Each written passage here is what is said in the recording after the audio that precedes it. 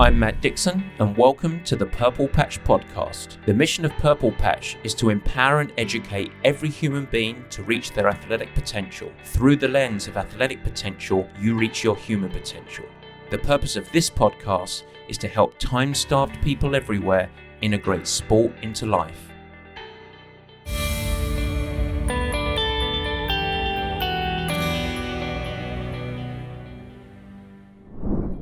And welcome to the Purple Patch Podcast. As ever, your host, Matt Dixon.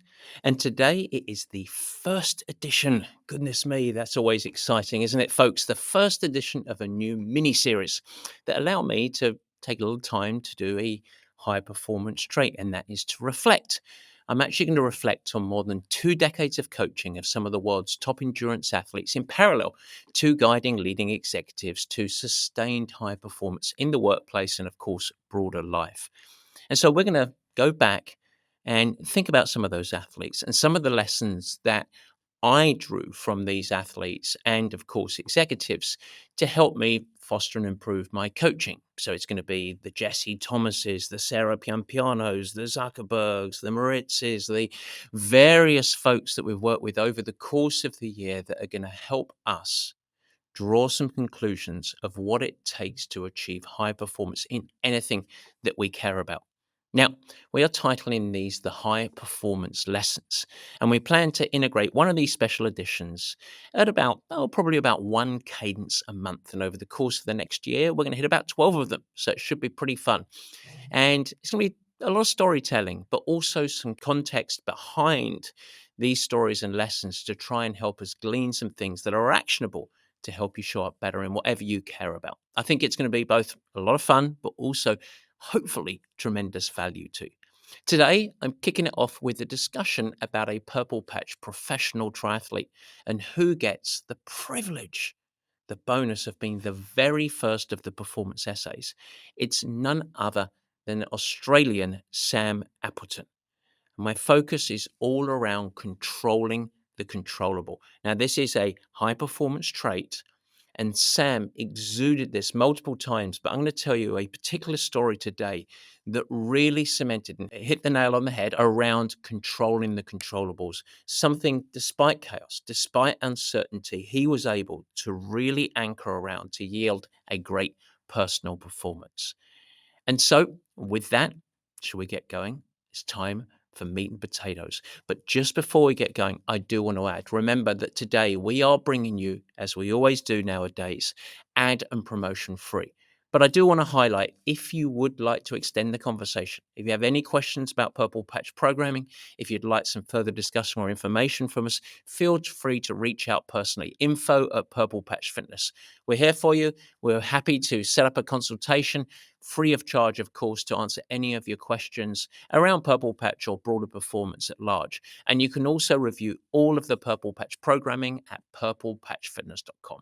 And just one little tip, I'm going to sneak it in. Remember, it is off season right now. It is the time where we are delivering all of the foundational real coaching and education, human-led, to help you become a better athlete from the ground up, from the inside out. And so it's a wonderful time to join. I'm just saying. But without further ado, let's get cracking. It is the meat and potatoes.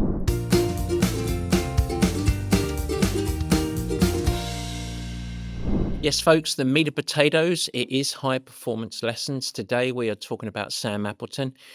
And this is a little bit more of a relaxed format for the show. It's a chance for me to just talk me to you in a conversation, the same way as what I might be doing if we were just sitting down and having a coffee, or if I'm very, very lucky, it's the afternoon and would have a cheeky beer with each other. But let's talk about Sam Appleton. Really a great athlete. I coached Sam for more than 5 years. He developed incredibly well over our time together. He became, in my estimation, really one of the most fearsome half Ironman athletes in the world. He had multiple top 5 finishes at the Ironman 70.3, which is the half Ironman distant world championships. And he had numerous victories over both Ironman and half Ironman distance. Now, a great little tidbit about Sam is that the way that I got to actually work with Sam was via another purple patch athlete of mine, Tim Reed. And many of you guys know Tim and I worked with each other for a similar duration. Tim went on to become half Ironman world champion, which was absolutely terrific. And full cycle, I coached Sam for 5 years. Then we both felt that it was a good time for him to spread his wings. And he actually circled back to Tim Reed now as his coach, who is a great coach, very smart coach, and has helped Sam continue on his journey, really evolve into a full Ironman athlete, recently becoming Ironman Australia champion. So it's a really nice in the family story of this. But my focus and intention, of course, with the high performance essay is talk about my coaching with the athlete or the executive. So I'm just going to focus on one of the stories in our many stories that we had together. 1 year with Sam Appleton, by the way, just as a part of his profile, and I think it's highlighting 2015. So this is going back almost a decade now. But he raced 7 times over the course of the calendar year, which is pretty normal for a professional athlete. 6, 7, 8 races, half Ironman distance or Ironman distance. He raced 7 half Ironman distance races. And listen to this for a season: 6 victories and 1 second place. That's a pretty good haul overall. High consistency, not bad going at all. If you want to follow Sam, you can go to samappleton.com, go and check out his website. And he's also, I'll leave his Instagram link in the show notes for you as well. He's a great person to follow. Very, very funny, lovely guy. And for all intents and purposes, he was just a great human being, but also a wonderful athlete. But the truth is, as with any professional athlete, that these victories, 2015, 6 victories, 1 second place finish, these victories and accomplishments didn't come easy. And the story that I want to tell you about was around the 2018. So this is now 3 years on from that magical season, the 2018 Ironman 70.3 World Championships, which were held in South Africa. Now, Sam was based in Boulder, so he had a big trip to go all the way across, obviously, to Europe and then down to South Africa to get ready for this race. And it was a huge race. And for you guys that are not triathletes, because you don't need to be a triathlete to glean from this, Ironman 70.3, really all that is a branded name for a half Ironman distance.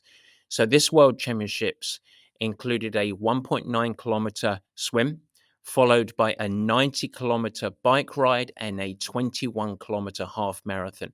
In mileage, so in old money, that's just over a mile swim, 56 miles of bike riding, and 13.1 miles of running.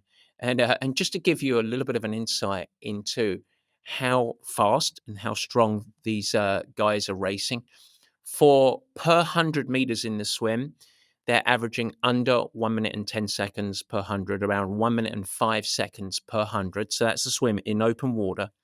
Over the course of the bike ride, they're averaging somewhere around 28 to 30 miles an hour, over 300 watts if you're thinking about power generation. And then the run in this race, athletes running under 110 for a half marathon off the bike in the heat. So you think about that, okay, 1 hour and 10 minutes for a half marathon. And that's coming off of a bike ride where they're averaging almost 30 miles an hour. So this is world-class sport for you.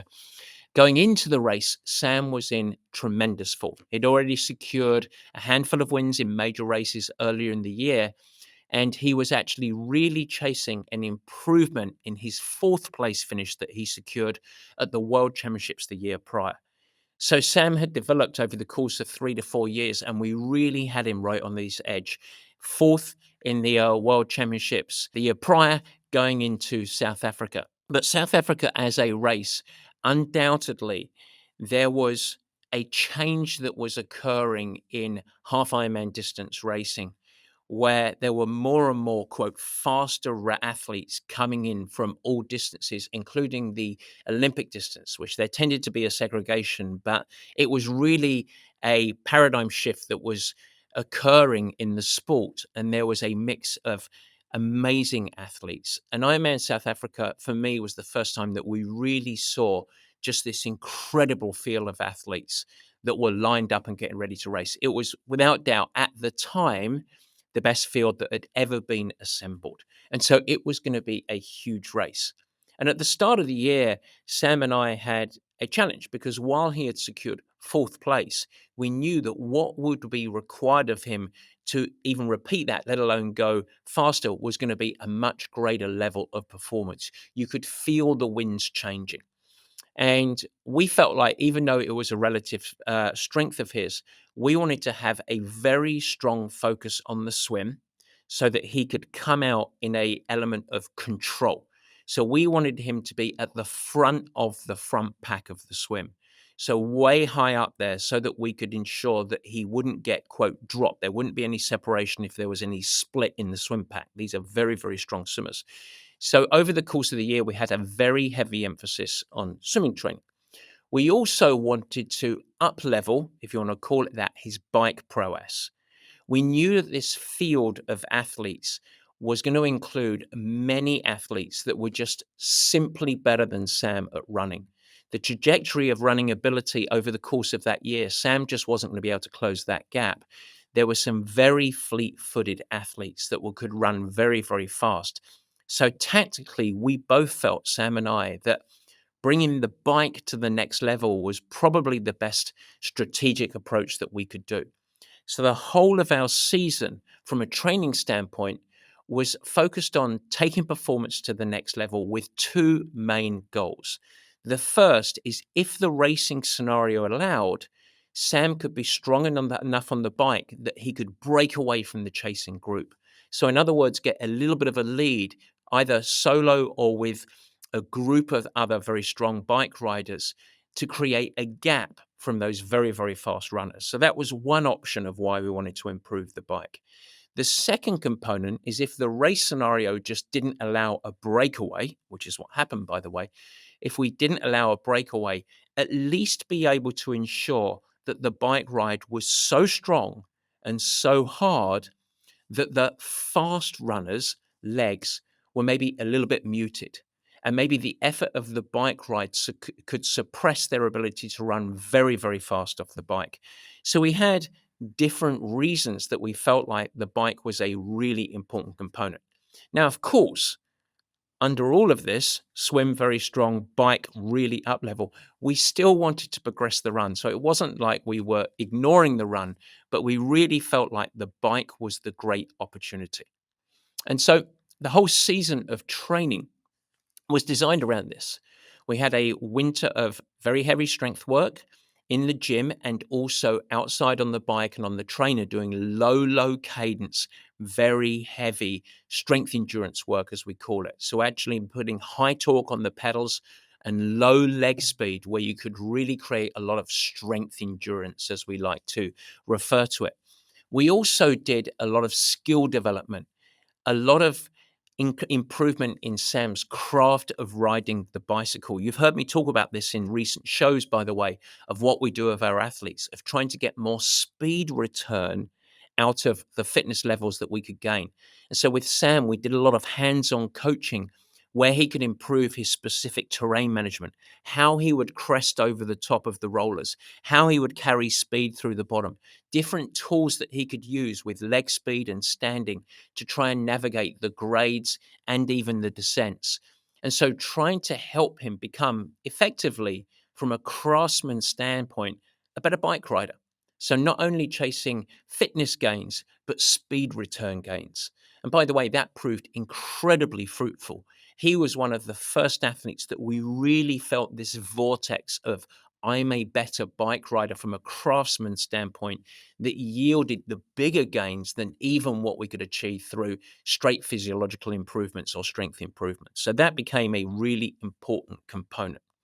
And then, as I mentioned, to back all this up, his ability to come out of the water really fresh right at the front was very important. So we also, right from the winter months, did more than usual swimming. Sam came from a swimming background, and so perhaps counterintuitively, we doubled down on swimming. He would typically swim 3, 4, 5 times a week. We were swimming 5, 6, 7, 8 times a week. So sometimes double swims in a day to really improve his swim speed, but also, as I sort of alluded to there, lower the physiological cost on race day. So this was the mindset. And I'll never forget, we were about 3 weeks out of the race and everything was great. As a coach, I reviewed Sam's progression. We already had the validation that he was racing very, very well that year. And if I had to really reflect on it a little bit, I would say we are in a perfect place. The body was primed. We'd yielded the performance gains. His swim was stronger than ever. He was biking out of his mind, very, very strong. And he also had a toolbox. He had better self awareness. And so he was a more confident bike rider. And the run hadn't gone anywhere. He was still running very, very well off the bike. And so, as I like to say with athletes in this situation, 3 weeks out of the race, we paused and I said, all right, there is no need to chase any more fitness. We need to be brave here. It takes courage to recover.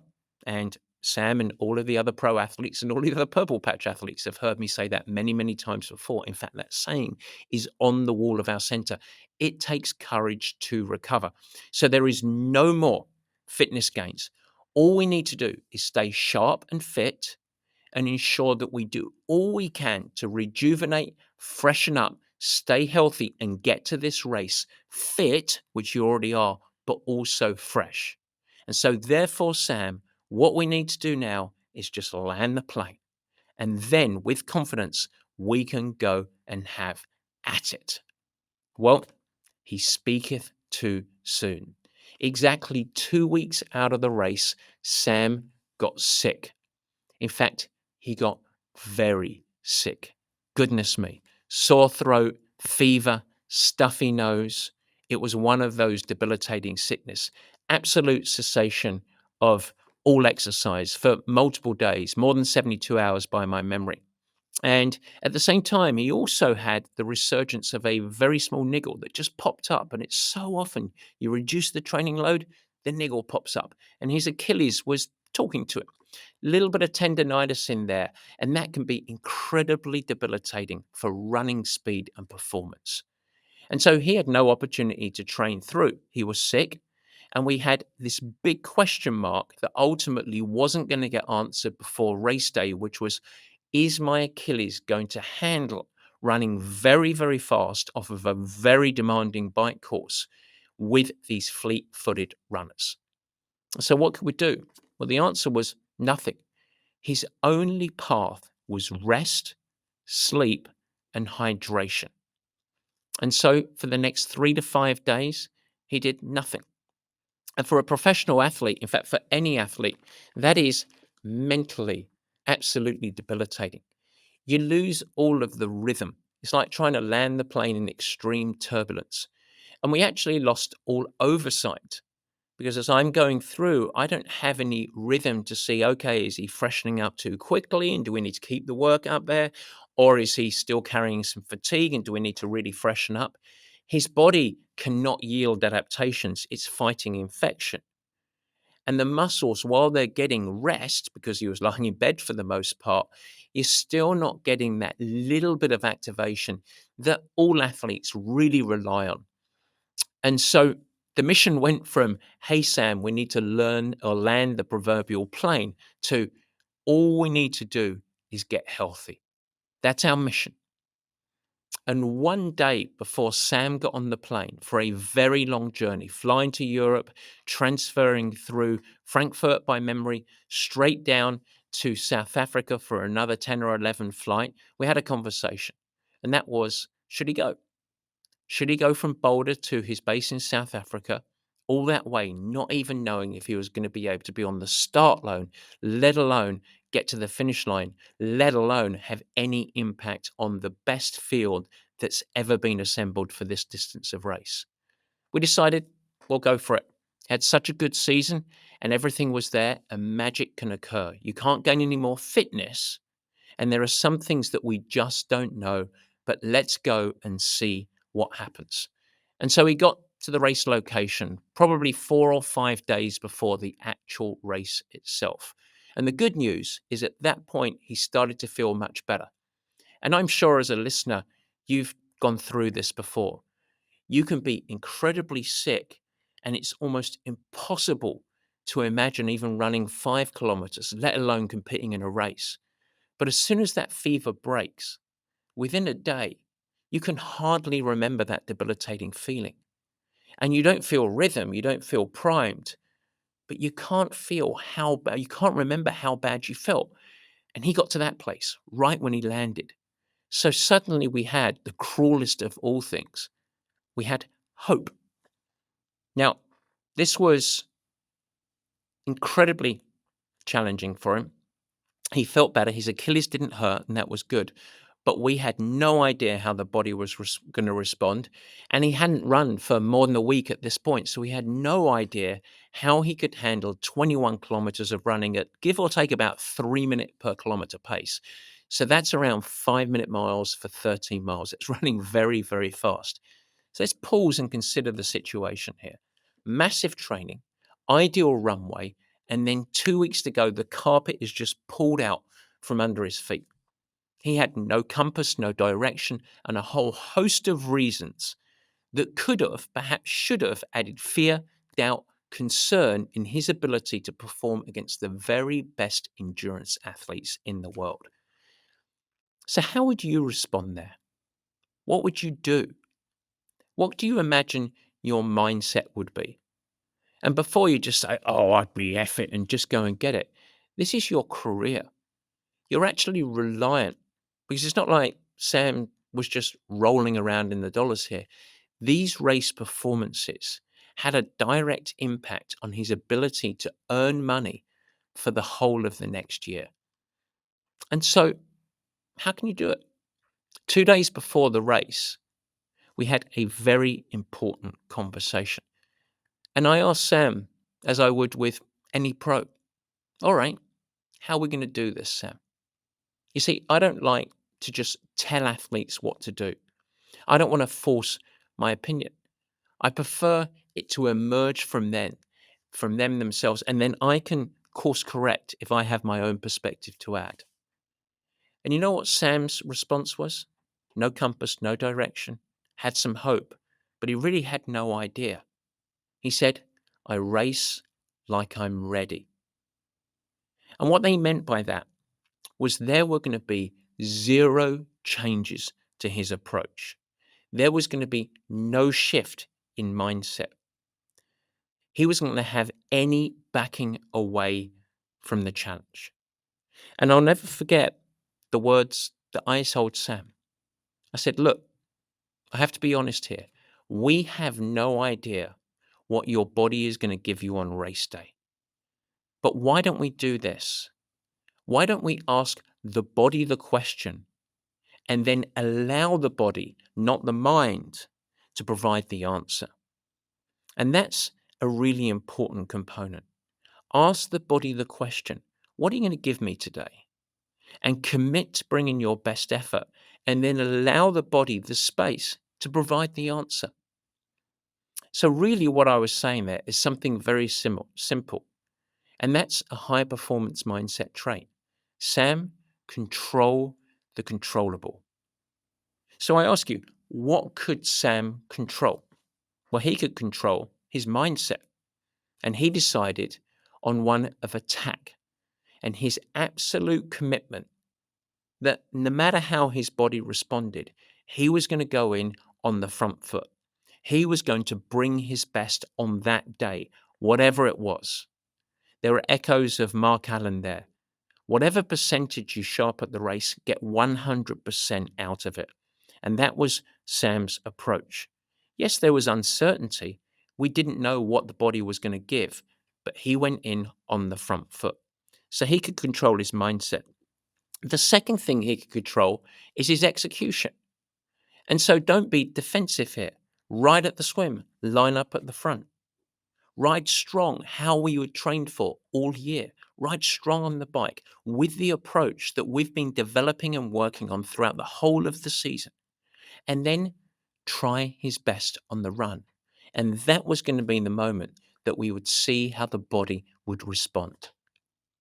The third thing he could control is his decision making, a commitment to stay aware within the race and have the courage to make the brave decisions based on the dynamics that were unfolding.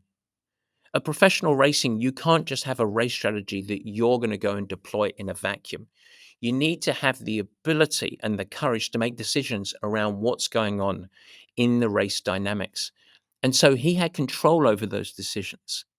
And then finally, practically, he had control over making sure his equipment was race ready and ensuring that he had his race fueling and hydration dialed in and he executed on it. So all of these elements were under his control. And that's empowering. Mindset, execution, decision making, equipment setup, race fueling and hydration. Well, that's suddenly quite a lot to focus on. That's good. And so, in the last 72 hours going into the race, the last 48 hours, the last 36, the last 24 hours, all of our energy went into aspects that Sam had direct control over, control the controllables.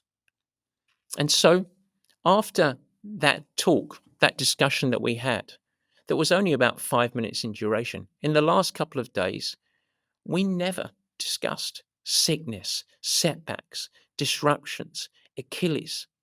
We weren't going to give that any mind because we couldn't control that anymore. The body was going to provide the answer. Instead, we talked about execution, mindset, decision, commitments, all of the aspects under his control. On race day, Sam sent me a simple text. I'm ready.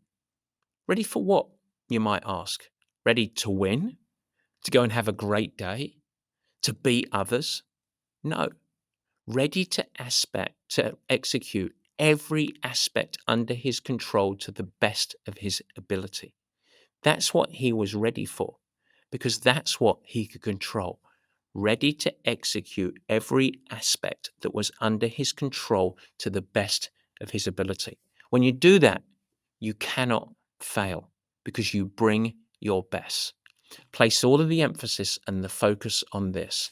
Put aside the what ifs, the potential excuses, the worries, the concern, the fear, and ask the body the question and allow it, the body, to provide the answer.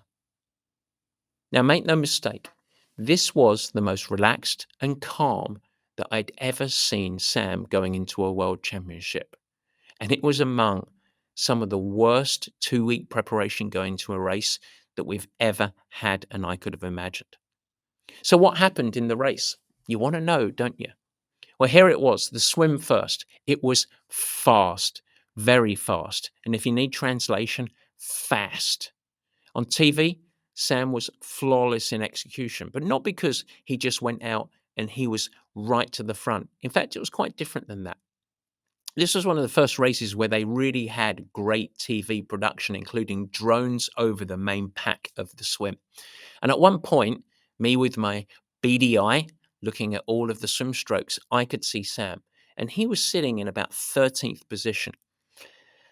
I was concerned. That was a little too far back. But you know what happened?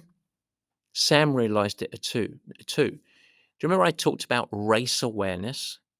In the middle of the chaos and the turbulence and the physical contact of a pro swim, at or above a threshold heart rate, so your breathing and your heart rate up close to max, he was thinking, he was gauging where he was managing.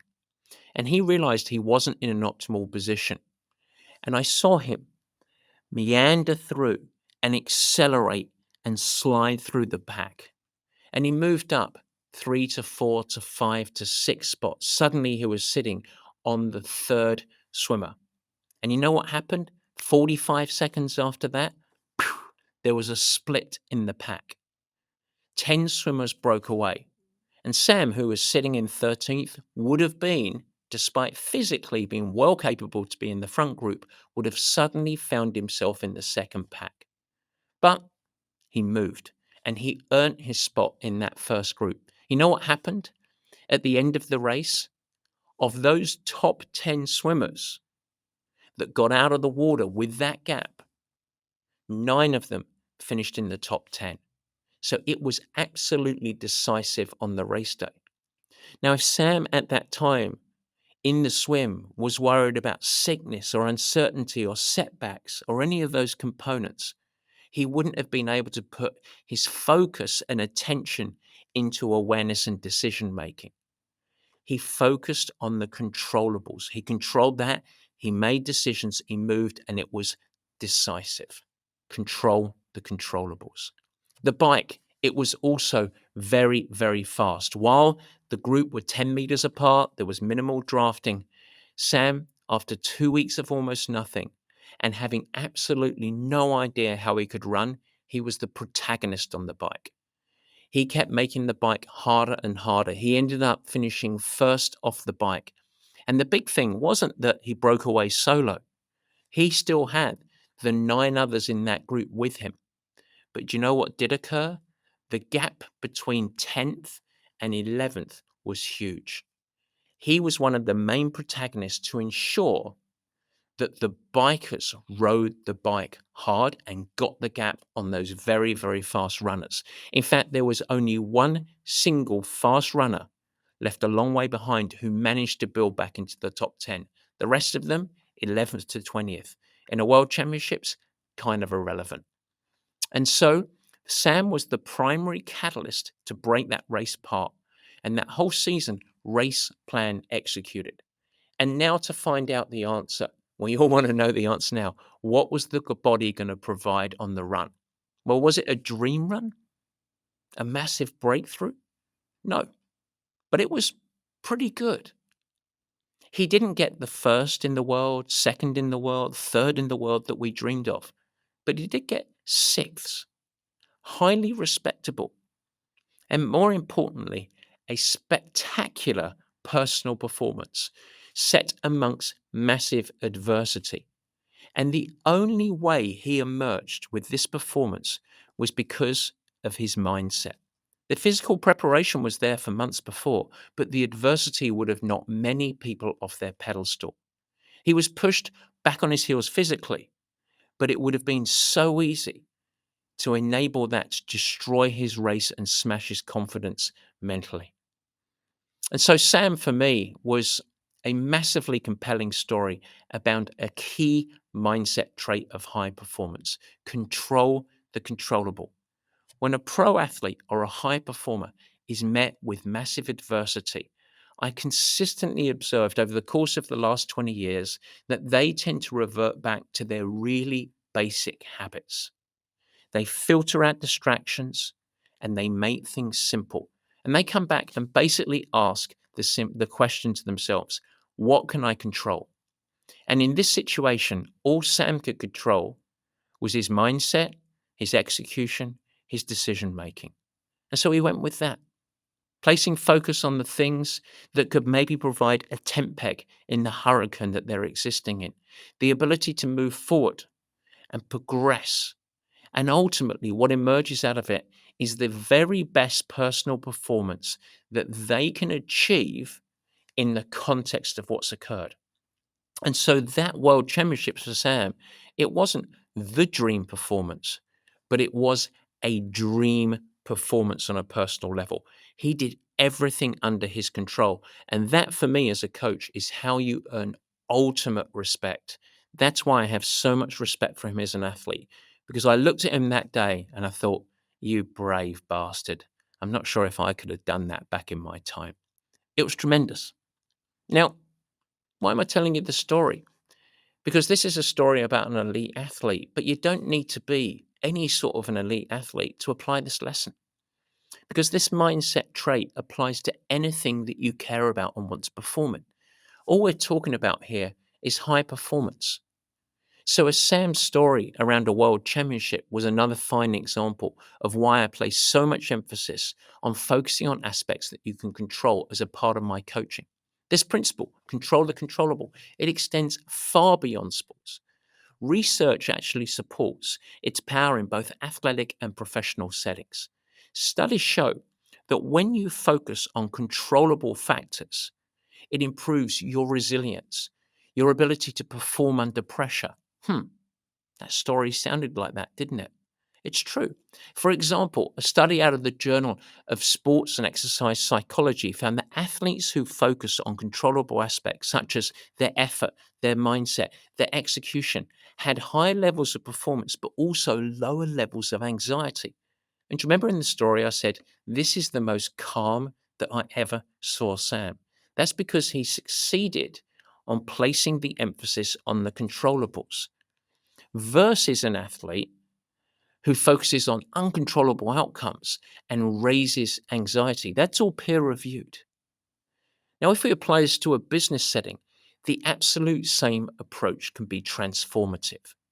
When executives focus on what they can influence, such as their strategy, their communication, their decision making, they remain adaptable and effective, even when they're faced with uncontrollable market shifts or external pressures.